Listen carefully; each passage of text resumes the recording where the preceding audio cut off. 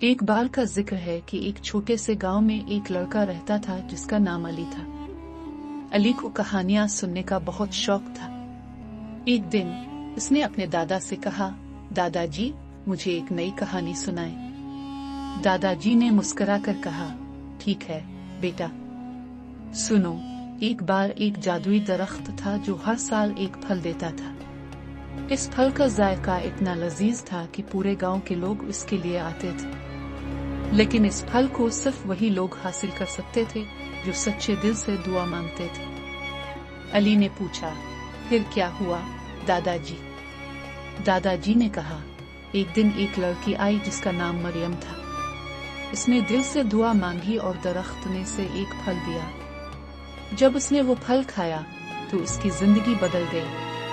اس نے اپنی محنت اور محبت سے گاؤں کے لوگوں کی مدد کی اور سب کو خوشی دی۔ علی نے خوش ہو کر کہا، واہ، یہ تو بہت اچھی کہانی ہے۔ دادا جی نے پھر کہا، یاد رکھو بیٹا، سچائی اور محبت ہمیشہ آپ کو بڑی خوشیاں دیتی ہیں۔ کیا تمہیں یہ کہانی پسند آئی؟